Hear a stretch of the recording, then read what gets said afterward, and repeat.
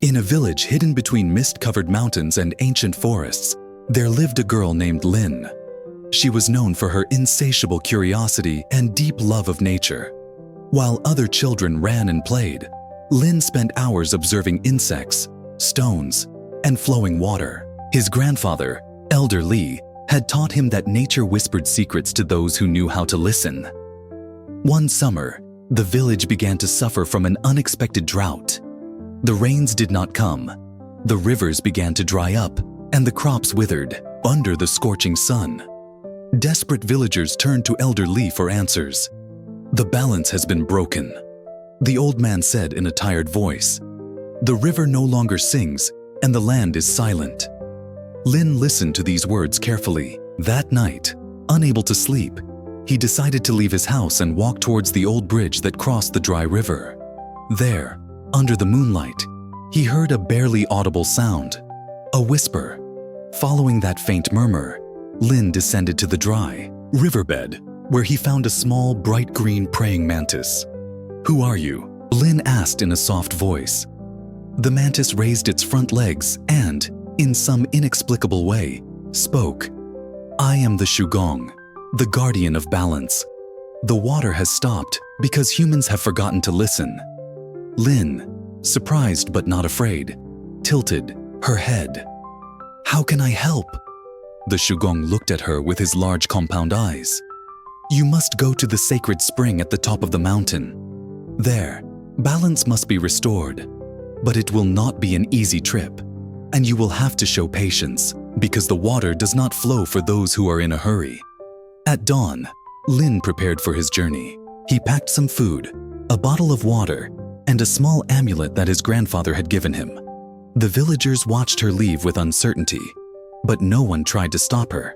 Although some murmured in low voices, everyone knew that Lin was a special girl, destined to do something great. The road was steep and dangerous. Lin climbed rocks, crossed narrow paths, and listened to the constant rustle of the wind through the trees. As he climbed, he noticed that the silence was getting deeper, as if the mountain was holding its breath. The heat was stifling, but Lin didn't stop. "I knew I had to continue." Each step brought her closer to her destination, but also filled her with uncertainty. He wondered if he was making the right decision, or if perhaps he wouldn't be able to restore what was lost. But an inner force told him that he had to continue, that the real challenge was not the physical path, but the challenge of understanding balance. During his journey, Lin passed through various landscapes, from the dry and rocky slopes to the corners where the vegetation still resisted. The earth, although parched, showed signs of life that clung tenaciously. As he walked, Lin observed that the forest creatures seemed to move in harmony, although the land was hostile to them. In those moments, he understood that balance was not something fixed, but rather a constant flux between opposing forces that could only coexist peacefully when they respected each other. After hours of climbing, Lin arrived at the sacred spring, but what he saw filled him with sadness. The water did not flow because a huge rock blocked the source of the river. The small mantis appeared again, perching on a nearby branch. "It is not enough to move the rock," said the Shougong. "You must understand why he is here." Lin sat in front of the rock, closed his eyes and took a deep breath. He tried to listen, not with his ears, but with his heart. Finally, he understood. The rock was not just an obstacle. It was a symbol of human impatience, of the desire to control the uncontrollable. Carefully, Lin began to move small stones around the large rock. He didn't try to push her hard or rush the process. Patiently, he worked with his hands until a gentle stream of water began to seep down the sides of the rock. The Shougong watched in silence. "Balance is restored when we understand that we cannot force the water to flow," Lin said calmly. Little by little, the water began to flow more strongly, washing away the dry land and returning to the river, a bed. Lin smiled as the sound of water returned, first as a murmur, and then as a clear, joyful song. The Shougong spoke one last time. "You have learned well, little Lin. But remember, this balance is fragile and must be taken care of every day. Go back to your village and take this lesson with you. Lin descended the mountain with a heart full of hope. When she arrived, the villagers greeted her with amazement. The river was flowing again, the plants were greening, and the air seemed fresher. Elder Li smiled upon seeing her return safely. "The river sings again," he said with tears in his eyes, "and we must learn to listen to it." Lin knew then that her journey had not only been physical, but also spiritual. He had learned that patience is not just waiting, but acting calmly and wisely, letting the world take its natural course. The days passed and the village prospered again. The crops grew strong, the river flowed with renewed strength, and the smiles returned to the faces of the villagers. Lin, however, did not feel completely calm. Something in his heart told him that the peace they now enjoyed was only temporary, like a stillness before a storm. One afternoon, as Lin was walking along the edge of the river, he saw something strange. A small group of villagers had gathered, staring at the waters in bewilderment. As he approached, one of them said to him, "Lin, look, the water is changing. It has a different color, as if it were sick." Lin looked at the river and, sure enough, the water, which had previously sparkled clearly, now had a dull brown hue. That strange change did not go unnoticed. Lin remembered the words of the Shougong. The balance is fragile. He decided that he should investigate, knowing that something else was happening in the depths of the river, something that humans could not see. That same night, Lin returned to the same spot at the spring. Shougong, I had to know something about what was going on. When she reached the foot of the mountain, the praying mantis appeared like a shadow between the rocks, as if it had been waiting for her. "The balance has been upset again," said the Shougong with a serious voice. "But this time, the challenge doesn't come from nature. It comes from within the hearts of humans." Lin knelt down, listening attentively. "What should we do?" Shougong. He moved his paws slowly, as if pondering the answer. "You have learned to restore external balance, Lin. But now, you must look within yourself, within your community." The villagers, in their haste to recover what was lost, have forgotten the true purpose of water. They do not see the cycle of life, only the immediate result of their desires. Lin closed her eyes, trying to understand. "How can I help you?" Shougong. He nodded his head. "Go back to the village and remember what you have learned. It is not enough to repair the external. You must help others see what is within themselves. Peace and balance are not just a collective effort, but an individual one." Lin returned to the village with a feeling of unease. Upon arriving, he noticed that the air had changed. The people were anxious. They spoke in low voices and looked at the river as if it were their last resort. Some of the villagers were already beginning to draw water from the river in large quantities, fearing that it might disappear. Lin approached the group and watched them in silence for a few moments before speaking. "Water is not here just for us to use when we need it. The river is not just a resource, it is part of something bigger. We must learn to give it space to flow, without taking on more than we need." A villager with a worried face looked at her. "And how do you know that, Lin?" "We don't have time to philosophize. The river is already changing. We must take advantage of what we have left before it runs out." Lin took a deep breath and spoke to them calmly. "We must remember that balance is not only for us, but for everything that lives. If we take more than the river can give us, we strip ourselves of something essential, and the cycle is broken. If we take only what we need, the river can be renewed again and again." The villagers looked at her doubtfully, but something in her words seemed to resonate in their hearts. Lin knew it wouldn't be easy to change their hearts and minds, but she was willing to try. Over the next few days, Lin held meetings with the villagers, speaking to them about balance, patience, and the importance of listening to nature. He explained how the river, like their own lives, had to be cared for with respect. Although not everyone accepted his message immediately, some began to change their attitudes. They began drinking only what they needed and reducing their water consumption. But the real challenge was yet to come. One night, The sky became dark with dense clouds, and a storm began to form over the village. The wind was blowing strongly, and the first thunderclaps rumbled in the distance. By dawn, the river had increased its flow, and the waters, which were previously turquoise, had now become murky and dangerous. Chaos quickly broke out. The villagers began to panic, fearing that the rising water would sweep away everything in its path.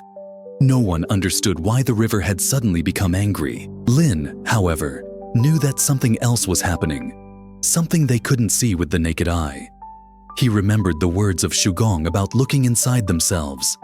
He ran towards the sacred spring, where the Shougong he was waiting for, her, serene and calm, as if everything was under control. "The river reflects what is in the hearts of humans," said the Shougong. "Impatience and fear have caused the waters to overflow. The river cannot flow when it is bound by greed and fear." Lin nodded, knowing what she should do.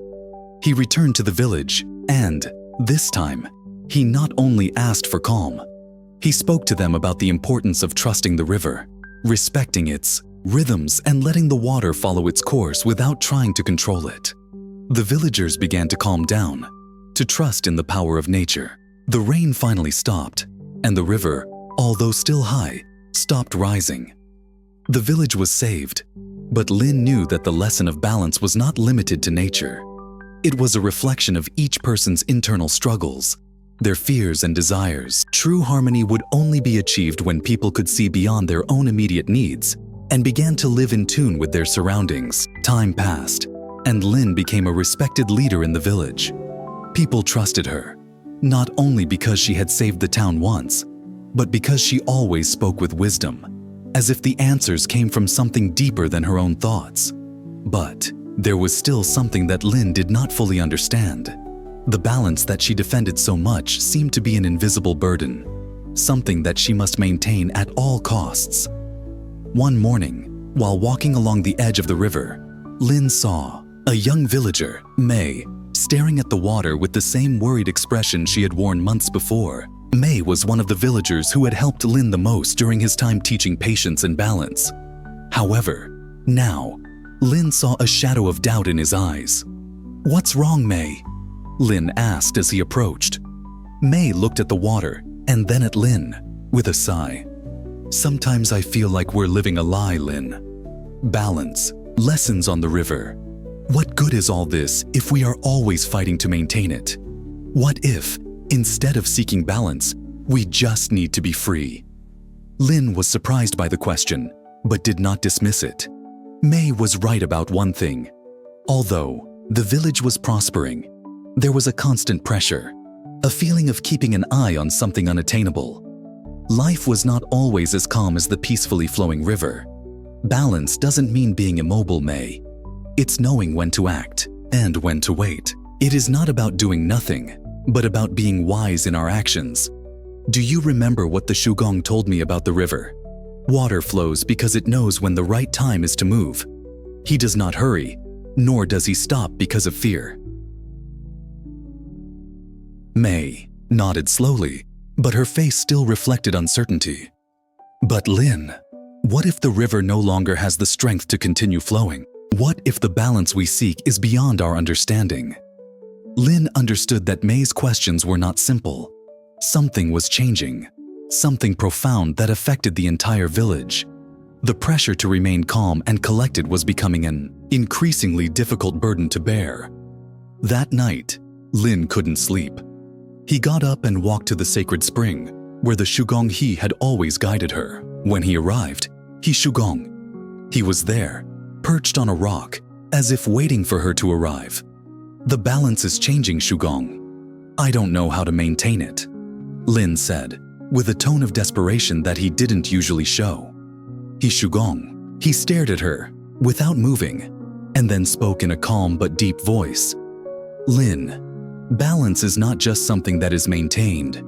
It is something that is understood. What the villagers don't understand is that the balance is not static. Everything in the world is constantly changing. Nature itself is reinvented, and you, like the river, must also change, evolve.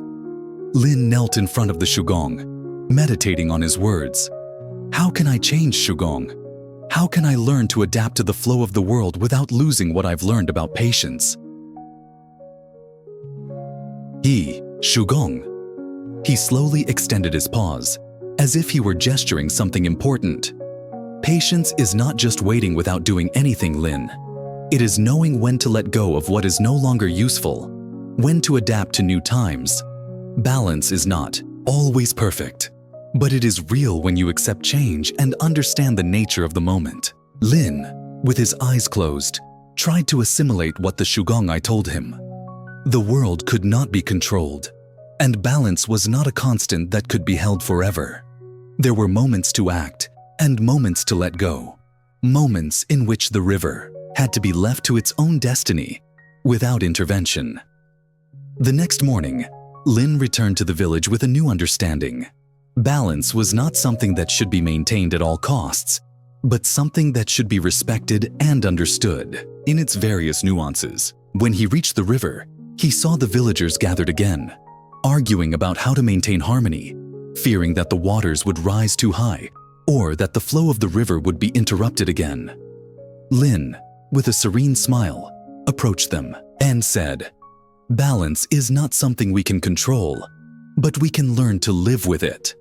The river, like our lives, moves forward, without us being able to predict its exact course. We don't have to fight it, just understand it and adapt to its rhythm." The villagers looked at her in silence. Some were still hesitant, but something in Lin's words gave them a sense of calm. The idea that balance was a constantly evolving process allowed them to let go of some of their fear. For the next few days, the river continued its course. Although the waters sometimes rose higher than expected, the villagers, guided by Lin's words, learned to adapt. They did not try to slow the flow of water or speed up the pace of nature. Instead of fearing her, they began to understand her. One afternoon, as Lin watched the river from the shore, the Shougong appeared again. This time, his presence was softer, as if the learning cycle was complete. You understand, Lin.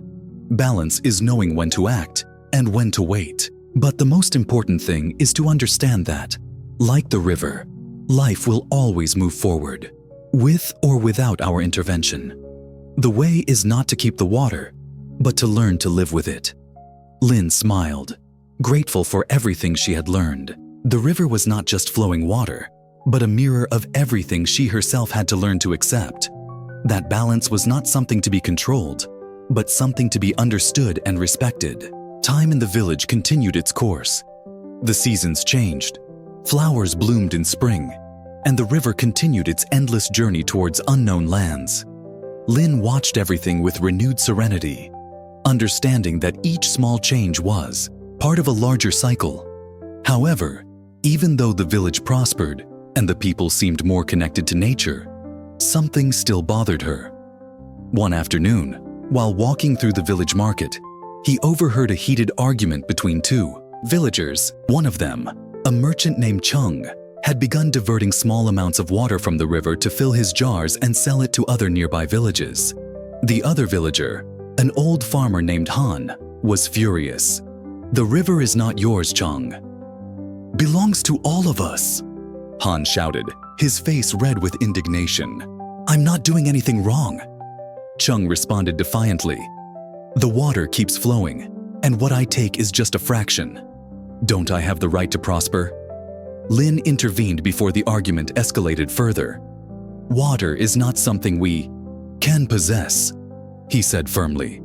"Chung, even if you don't feel like you're doing harm, every action we take has a consequence. We cannot treat the river as an infinite source if we do not respect it." Chung snorted, but finally lowered his gaze. "Everyone has the right to live well," he murmured before walking away. That night, Lin couldn't help but feel worried. He knew that Chung was not the only one who saw the river as a resource to be exploited. The village had learned to live with natural balance, but the human desire for more always found a crack through which to seep. At dawn, Lin decided to visit the Shougong one more time. She walked for hours to the sacred spring, where the guardian of balance was waiting for her, motionless on a green leaf, as if time did not affect him at all. Shougong. The balance in the village seems fragile again, Lin said with concern. Although many understand the importance of the river, there are always those who want more, those who cannot settle. How can we fight against that? He Shougong. It moved its front paws slowly before speaking. Wish is not bad, Lin. It's part of who we are. The problem arises when desire grows without limits, when we let it control us. You can't control the hearts of others, but you can show them the way by your example. Lin lowered her head, pondering his words. What if they don't listen? What if the river becomes sick again due to the greed of a few? So, Lin, he replied, Shougong, you must remember that the river always finds its way.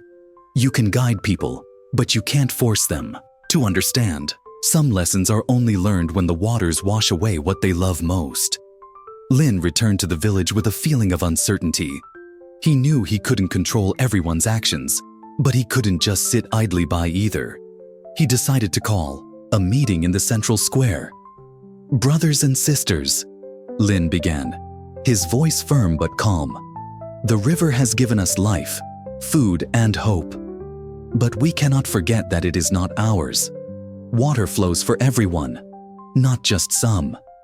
If we continue to take more than we need, the balance will be broken once again. Some villagers nodded seriously. Others looked down in shame.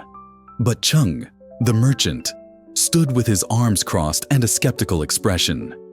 You speak as if the river were a living being, Lin, he said with a crooked smile. But it's just water.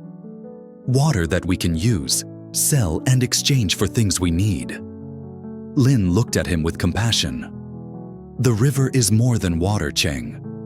It is a symbol of our connection with everything around us. If we break it, we won't just lose the river, we'll lose ourselves. The discussion remained in the air, without a clear answer. However, Lin noticed that some villagers were beginning to monitor water use more closely, while others, like Chung, continued to secretly divert small amounts. Days later, a loud roar shook the village. An avalanche of mud and rocks descended from the mountains after heavy rain. The river, blocked by debris, began to overflow, flooding the nearest fields. The village was in chaos. Lin ran to the riverbank and saw that part of the blockage came from artificial canals built by Chung and other merchants to divert water. Those canals had collapsed under the pressure of the accumulated water. Chung, soaked and pale-faced, stood near the mess, silently watching what his actions had caused. I didn't want this to happen, he whispered, his voice breaking. Lin walked over and put a hand on his shoulder. The river does not hold grudges, Chung, but we must learn from this so that it does not happen again. Villagers worked together to clear debris and restore the riverbed. For days, men, women, and children carried stones, cleared mud, and worked under the scorching sun. Eventually, the water flowed normally again, although the scars of the disaster were still visible on the banks. That night, under the starry sky, Lin spoke to the village once again. The river has given us a second chance, but we must not forget what happened today. Balance is not just a concept, it is something that we must take care of day after day with every decision we make. Chung, who was in the crowd, bowed his head in shame. I learned my lesson, Lin. The river is not just water, it is life. Lin smiled weakly. I knew that the fight for balance would never truly end, but I also knew that every little step, every little change, mattered. The dawn bathed the village in a golden light. After days of hard work, the river was flowing calmly again, its crystal clear waters reflecting the clear sky. Lin stood on the shore, watching the currents take their natural course. Around them, the villagers went about their daily tasks with renewed energy, with a silent respect for the river that they now understood as a living being, not just a resource. However, Lin knew that peace was fragile. That balance was not something that was achieved once and maintained forever. It was a constant act, a dance between nature and human actions. While meditating by the water, Mei approached. His expression was calm, but his eyes reflected curiosity. "Lin, do you think we've really learned our lesson this time?" Lin sighed before answering. "Mei, learning is not something that happens once and that's it. It is a continuous process. Balance is not a destination. It is a journey. There will be other challenges, other tests, but now we have something that we didn't have before. We understand the importance of listening to the river and respecting its course." Mei nodded, but after a few seconds, she asked another question. "And the Shougong? Do you think he will be satisfied with what we have achieved?" Lin smiled slightly. "He Shougong. He doesn't seek to be satisfied, Mei. He just guides, watches, and waits for us to find our own answers." As if his words had summoned the spirit of the guardian, the Shougong appeared near them, slowly sliding over a flat rock that jutted out of the water.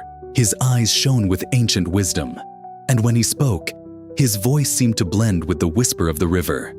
"The river has spoken, Lin. He has shown his strength and his compassion. But balance is never permanent. There will always be temptations. There will always be those who forget. However, the important thing is not to avoid mistakes, but to learn from them every time they occur." Lin and Mei listened in silence. He Shougong continuous. "The river flows because it accepts change. He doesn't fight it. He doesn't fear what lies ahead. And so should you be. When the time comes to let go, let go. When the time comes to act, act. But always with respect and humility." Lin bowed his head in respect. He Shougong. It slowly receded, as if its presence was no longer needed, and disappeared beneath the surface of the water, leaving only soft, slowly expanding ripples. Over the next few days, Lin gathered the village one last time. This time it was not to warn or to scold, but to celebrate. In the central plaza, with lanterns illuminating the night and the aroma of fresh food filling the air, villagers shared stories, laughter, and songs. It was a celebration of life, of the community, and of the river that gave them everything. Chung, the shopkeeper who had unintentionally caused so much harm, approached Lin with a bowl of tea in his hands.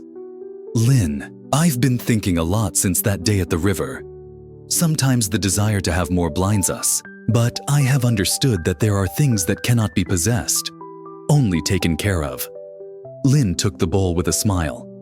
"Each one of us has a river inside, Chung. Sometimes it's calm, sometimes it's agitated. But the important thing is to learn to listen to it." Chung nodded, and they both drank tea in silence, sharing a moment of peace. As the celebration continued, Mei climbed onto a small wooden platform and began playing a bamboo flute. Its melody was soft and calm, like the flow of the river on a spring morning. The villagers remained silent and listened, feeling how that music seemed to envelop them, connecting them with each other and with the environment around them. Lin closed her eyes, letting the melody transport her. He felt the wind caressing his face, the aroma of night flowers, and the distant whisper of the river. At that moment, he understood something deeply. Balance was not just a concept or a teaching of the Shougong. It was something alive, present in every breath, in every drop of water, in every decision they made. That night, when everyone returned to their homes, the river continued its course under the moonlight. Silent, constant, eternal. Time passed, and although life in the village continued with its ups and downs, the spirit of the river remained in the heart of each villager. The following generations heard the story of Lin, of the Shougong, and how they learned to respect and understand the balance of the river. Lin grew old gracefully, always near the water, always listening to its murmur. And when her time came to leave, the entire village said goodbye to her next to the river she loved so much. On the calm surface of the water, some villagers said they saw the silhouette of the Shougong for the last time, slipping into the dawn light. The river continued to flow, as it always had, and with him, The wisdom of those who learned to listen to him also flowed.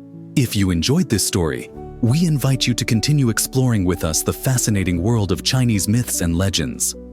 In our next video, we will delve into an equally captivating story, City of the Gods. Don't miss it.